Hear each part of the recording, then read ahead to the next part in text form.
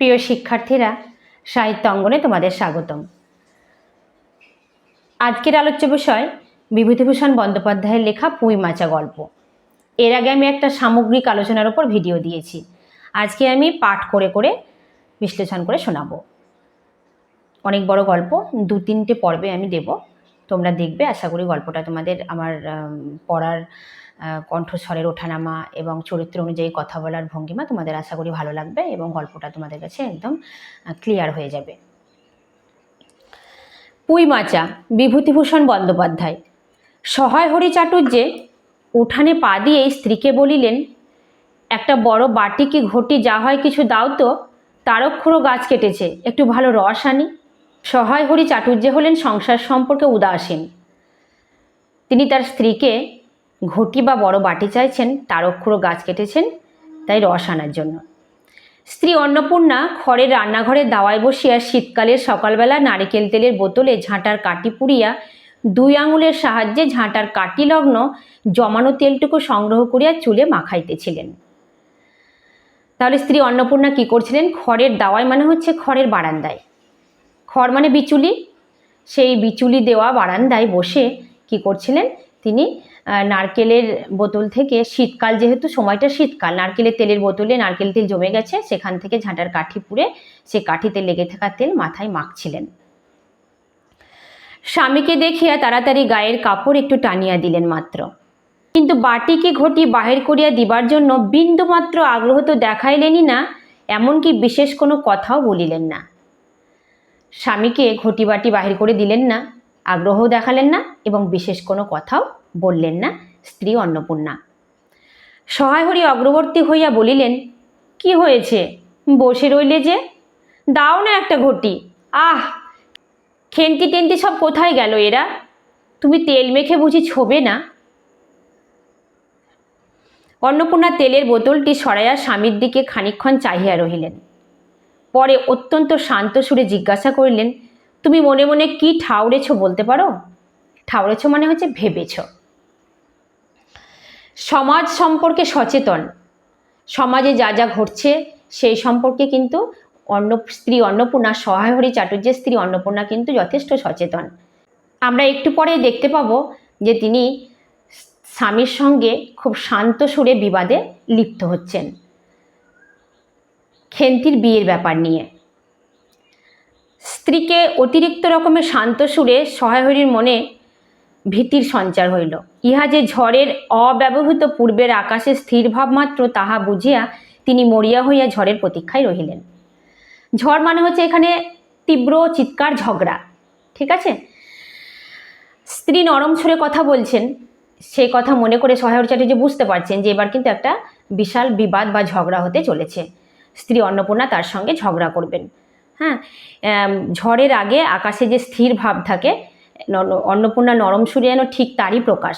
এরপর ঝড় ওঠে, ঠিক সেই রকম ওই শান্ত সুরের পরেই কিন্তু অন্নপূর্ণা বিশাল ঝগড়া শুরু করে দেবে তার স্বামীর সঙ্গে, সহায় হরি চাটুর্যের সঙ্গে। একটু আমতা আমতা করিয়া কহিলেন, কেন, কি আবার কি? অন্নপূর্ণা পূর্বাপেক্ষাও শান্ত সুরে বলিলেন, দেখো, রঙ্গ করো না বলছি, ন্যাকামি করতে হয় অন্য সময় করো। তুমি কিছু জানো না, কিছু খোঁজ রাখো না। অত বড় মেয়ে যার ঘরে, সে মাছ ধরে আর রস খেয়ে দিন কাটায়, কি করে তা বলতে পারো? গায়ে কি গুজব রটেছে জানো? সহায় হরি আশ্চর্য হয়ে জিজ্ঞাসা করিলেন, কেন, কি গুজব? সহায় হরি চাটুর্যের সংসার সম্পর্কে উদাসীন, আগেই বলেছি। তিনি সংসারে দায় দায়িত্ব তেমনভাবে নেন না। তার স্ত্রীকে সমস্ত ঝক্কি, সংসারের সমস্ত ঝক্কি সামলাতে হয়। স্ত্রী অন্নপূর্ণার অভিযোগ, তিনি নাকি রস খেয়ে আর মাছ ধরে দিন কাটিয়ে দেন। তাদের সম্পর্কে সমাজে একটা গুজব রটেছে। কি গুজব জিজ্ঞাসা করো গিয়ে চৌধুরীদের বাড়ি। কেবল বাগদি দুলে পাড়ায় ঘুরে ঘুরে জন্ম কাটালে ভদ্রলোকের গায়ে বাস করা যায় না। সমাজে থাকতে হলে সেই রকম মেনে চলতে হয়। স্বামীকে বলছেন যে কি গুজব ছড়িয়েছে তা যেন চৌধুরীদের বাড়ি গিয়ে জিজ্ঞাসা করে আসেন। বাগদি এবং দুলে পাড়ায় ঘুরে ঘুরে বেড়ালে ভদ্রলোকের সমাজে বাস করা যায় না, একথা কিন্তু স্ত্রী অন্নপূর্ণা স্পষ্ট জানিয়ে দিচ্ছেন তার স্বামীকে।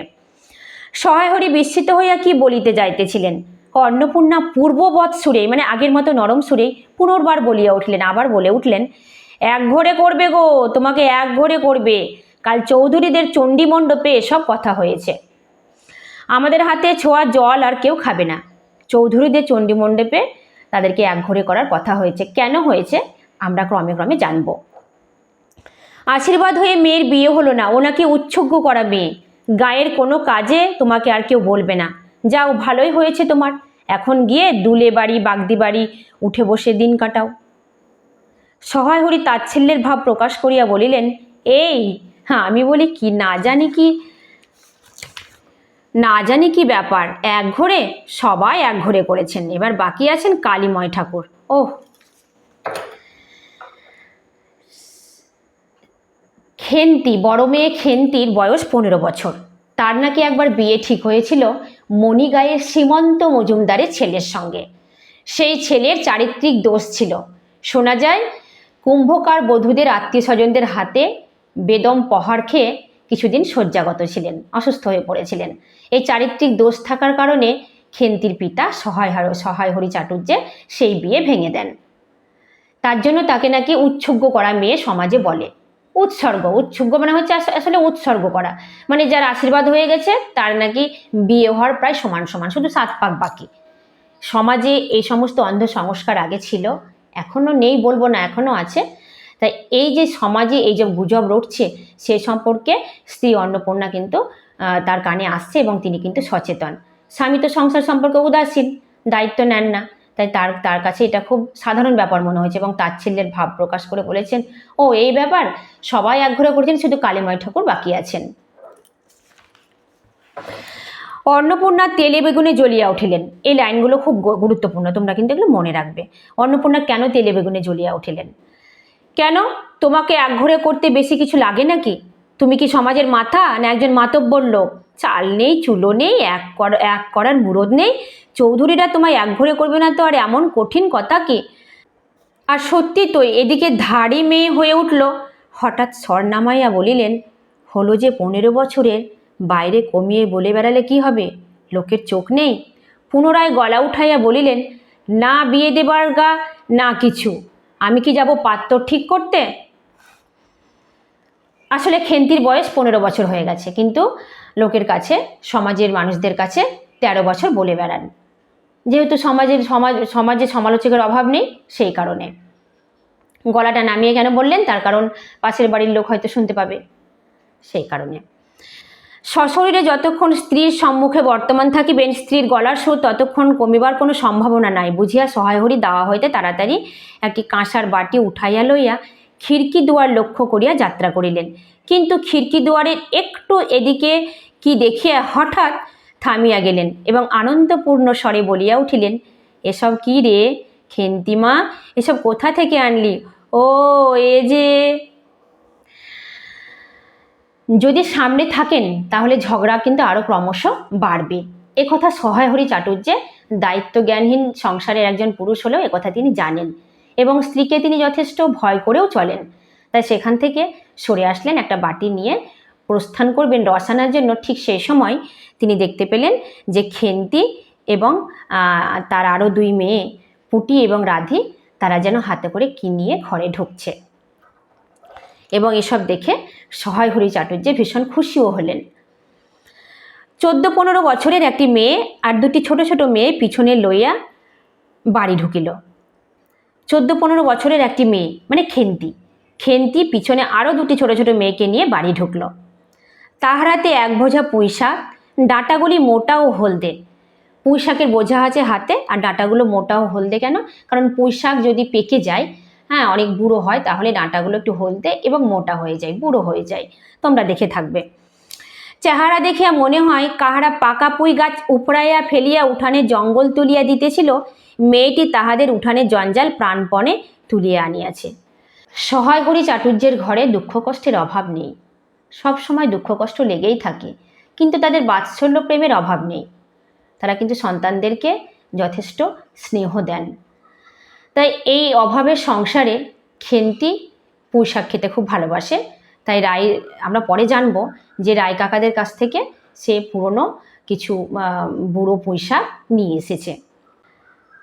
অপরদিকে হাতে গোটা 2-3 পাকা পুঁই পাতা জড়ানো কোনো দ্রব্য। ছোট মেয়ে ছোট মেয়ে দুটির মধ্যে একজনের হাত খালি, অপরটির হাতে গোটা 2-3 পাকা পুঁই পাতা জড়ানো কোনো দ্রব্য। আচ্ছা, ছোট মেয়ে দুটির মধ্যে একজনের হাত খালি আছে, আর একজনের হাতে কি ছিল? পাকা পুঁই পাতা জড়ানো। পুঁই পাতাগুলো বড় বড় হয়, সেই পুঁই পাতার মধ্যে কোনো দ্রব্য যদি নেওয়া যায় তো সেই দ্রব্যটা মোটামুটি পুঁই পাতাটাকে মুড়ে নিয়ে আসা যাবে। সেই পুঁই পাতার মধ্যে কিছু একটা দ্রব্য আছে, আমরা জানবো এবার। বড় মেয়েটি খুব লম্বা, মনে রাখবে, বড় মেয়েটি খুব লম্বা, গোল গাল চেহারা, মাথার চুলগুলো কৃষ্ণ ও অগোছালো, বাতাসে উড়িতেছে, মুখখানা খুব বড়, চোখ দুটো ডাগর ডাগর ও শান্ত। সরু সরু কাঁচের চুড়িগুলা 2 পয়সা ডজনের একটি সেফটি পিন দিয়ে একত্র করিয়া আটকানো। তাহলে সরু সরু কাঁচের চুড়িগুলো 2 পয়সা ডজনের, 1 ডজন চুড়ির দাম 2 পয়সা, এগুলো শর্টে আসতে পারে। 1 ডজন চুড়ির দাম 2 পয়সা। একটি সেফটি পিন দিয়ে একসঙ্গে আটকানো, মানে চুড়িগুলোকে একসঙ্গে করে একটা সেফটি পিন দিয়ে আটকানো। অনেক সময় চুড়িগুলো কাজ করতে গিয়ে চুড়িগুলো ভেঙে যাওয়ার সম্ভাবনা থাকে, তার জন্য সেফটি পিন দিয়ে আটকানো থাকে। পিনটির বয়স খুঁজিতে যাইলে প্রাগৈতিহাসিক যুগে গিয়া পড়িতে হয়। ইতিহাসের পূর্বের যুগ, প্রাগৈতিহাসিক যুগ, সেই সময়ে গিয়ে পড়তে হয়। তার মনে হচ্ছে খুব দরিদ্র, তো পিনটি কিন্তু খুব চকচকে নয়, উজ্জ্বল নয়, পিনটার মধ্যে হয়তো জংও ধরে গেছে, ঠিক আছে, সেই জন্য লেখক কথা বলেছেন। এই বড় মেয়েটির নামই বোধহয় খেন্তি, কারণ সে তাড়াতাড়ি পিছন ফিরিয়া পশ্চাৎবর্তিনীর হাত হইতে পুঁই পাতা জড়ানো দ্রব্যটি লইয়া মেলিয়া ধরিয়া বলিল, চিংড়ি মাছ বাবা। এই বড় মেয়েটার নামই হচ্ছে খেন্তি। সে পুঁই পাতা জড়ানো পেছনে যে আছে তার কাছ থেকে সেই পুঁই পাতা জড়ানো দ্রব্যটি এমনি করে মেলে ধরে বললেন যে, বাবা চিংড়ি মাছ। কার কাছ থেকে নিয়েছেন? গয়াবুড়ির কাছ থেকে। রাস্তায় নিলাম, দিতে চায় না, বলে তোমার বাবার কাছে আরেকদিন ধরুন 2 পয়সা বাকি আছে। গয়াবুড়ি কিন্তু সেই চিংড়ি মাছ দিতে চাইছিলেন না, যেহেতু তার বাবার কাছে আর একদিনের ধরুন 2 পয়সা বাকি ছিল। আমি বললাম, দাও গয়া পিসি, আমার বাবা কি তোমার 2 পয়সা নিয়ে পালিয়ে যাবে? আর এই পুঁই শাকগুলো ঘাটের ধারে রায় কাকা বললে নিয়ে যা, কেমন মোটা মোটা। রায় কাকা এই পুঁই শাকগুলো দিয়েছেন, যে পুঁই শাকগুলো খেন্তির হাতে ছিল, মোটা মোটা পাকা পাকা বলে বাচ্চা মেয়েকে সে জঞ্জাল ধরিয়ে দিয়েছেন। মা অন্নপূর্ণা কিন্তু ভীষণ ক্রুদ্ধ হবেন, এবার আমরা দেখব। অন্নপূর্ণা দাওয়া হইতে অত্যন্ত ঝাঁঝের সহিত চিৎকার করিয়া উঠলেন, নিয়ে যা। আহা, কি অমর্ত্যই তোমাকে তারা দিয়েছে, ব্যঙ্গ করে অমর্ত্য বলছেন, মানে অমৃত আর কি।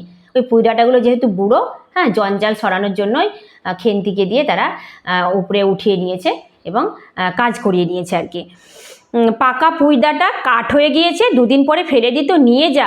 আর উনি তাদের আগাছা উঠিয়ে নিয়ে এসেছেন, ভালোই হয়েছে, তাদের আর নিজেদের কষ্ট করে কাটতে হলো না। যত পাথুরে বোকা সব মরতে আসে আমার ঘাড়ে। ধাড়ি মেয়ে বলে দিয়েছি না, তোমার বাড়ির বাইরে কোথাও পা দিও না। লজ্জা করে না এ পাড়া সে পাড়া করে বেড়াতে?